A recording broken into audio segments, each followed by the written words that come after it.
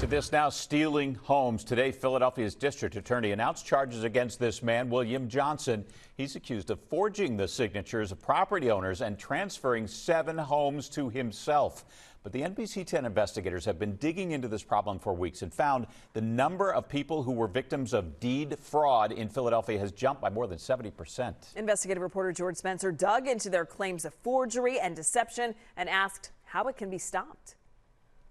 Your grandfather lived here, he worked here. Yes. For Curtis Simmons, that family history is why this dilapidated house on South 20th Street is so important, passed down from his grandfather.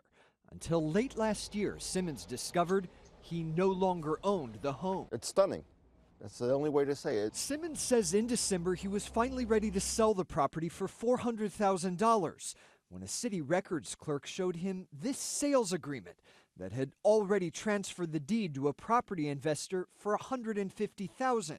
The paperwork had been notarized and filed 3 weeks earlier. Simmons says he received none of the money. Someone else signed his name. It's nothing like my signature. As soon as I saw it, So this is a forgery? It's a forgery. It's clearly a forgery. The deed fraud Simmons alleges in his report to the DA's office can be relatively simple. Far simpler than all the paperwork buyers sign when they purchase a home through a bank with a mortgage. Thieves forge the signature of a property seller on a phony deed transfer, find a notary public who's complicit or unaware, or forge the notarization too, and then submit the paperwork at City Hall. It's just not right. And Simmons' story from the Graduate Hospital neighborhood is not entirely unique across the city. At this property in Frankfort, a lawsuit still in its early stages alleges that someone forged the signatures of its dead owner and her 2 children to transfer ownership and sell the house. At this home in South Philly, again, allegations reported to Philly police that the forged signature of a dead owner transferred the deed to a thief. As we dug into these cases, we discovered that allegations of this so-called deed fraud climbed markedly last year. From 2013 to 2017, the city averaged 72 reports of the fraud per year. But then last year, a jump to 136 allegations, a 74% increase from just the year before. The city's records department tracks those deed transfers, about 50,000 of them a year, the vast majority of which are valid. But the department says its hands are tied even on documents that might seem fishy. Quote, under Pennsylvania law, the records department is mandated to record all deed and mortgage documents if they are filled out completely, even if the information later proves false.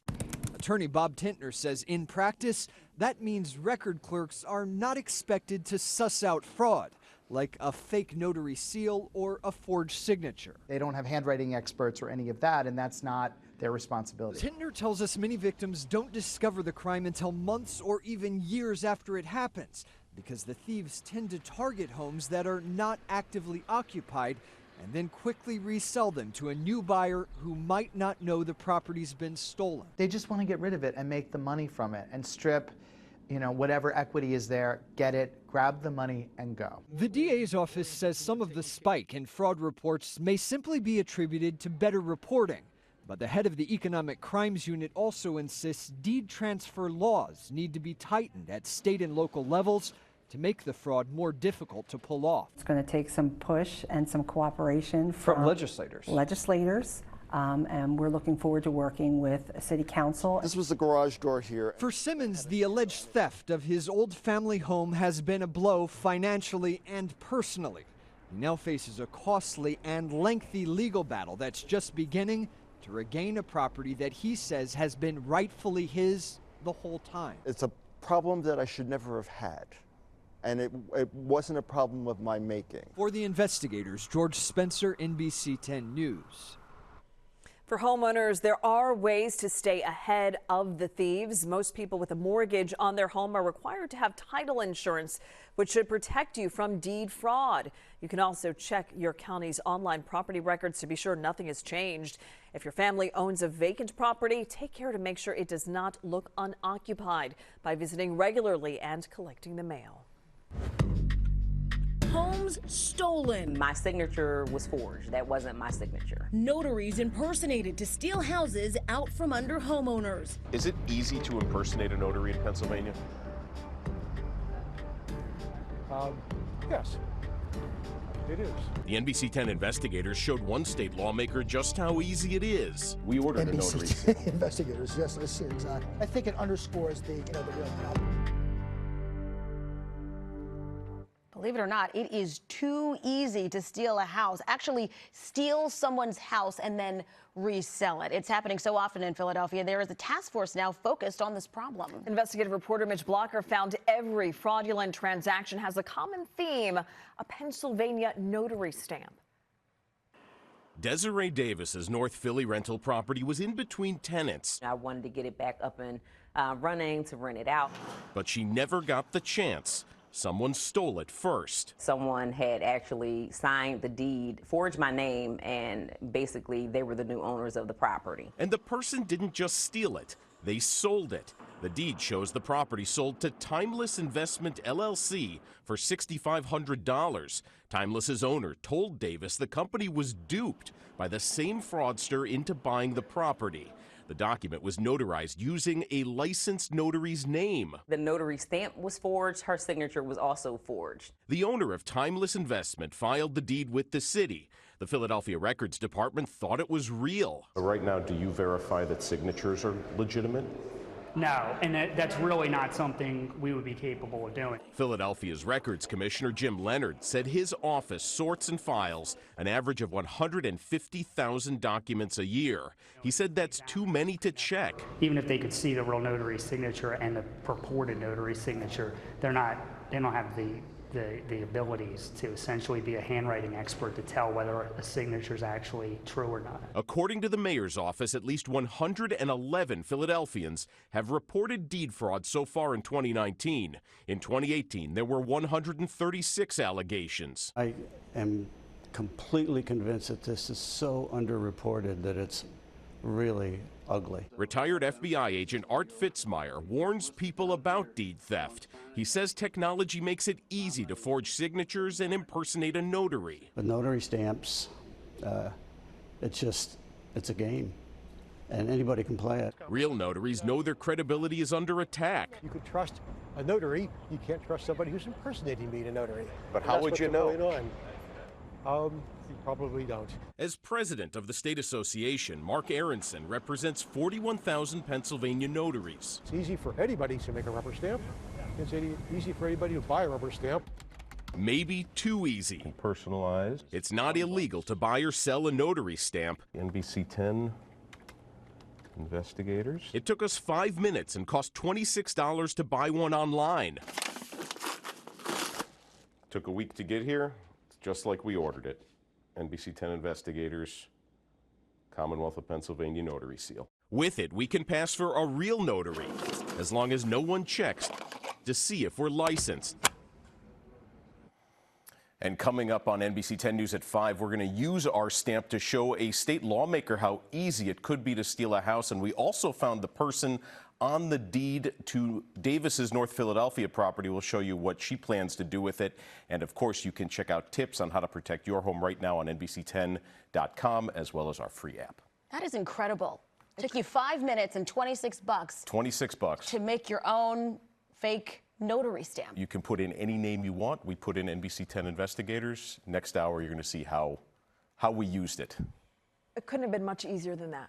It's pretty easy. Get online and there you go. The real solution might be with technology, because we're talking about a stamp that's been in use for decades. Yeah, right. And that's supposed to be the protection. And nobody's checking over at the deed office. All right, we'll see you next hour. Thanks. Thanks. You'd think that stealing an entire home would be pretty difficult, right? Well, the NBC 10 investigators found this fraud can be easy to commit. Almost 250 Philadelphia homes have been reported stolen in the last 2 years. NBC 10 investigative reporter Mitch Blocker went shopping to show just how easy it is. There are certain things you need to steal a house: a blank deed to fill out, some forged signatures, and a notary stamp. We bought one online for $26 and made it look like the real thing, using State Senator Lawrence Fernazzi's home address. It certainly has my address here where I live.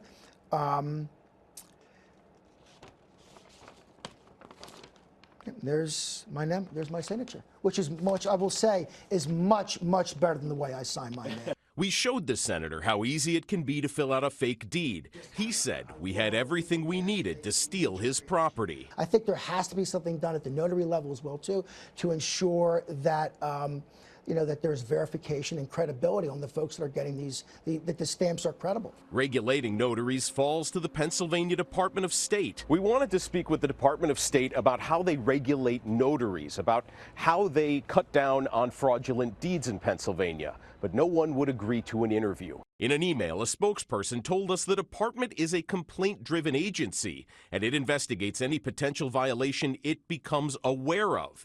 The department has 2 attorneys on the Fraudulent Conveyances Task Force, set up in Philadelphia to combat deed fraud.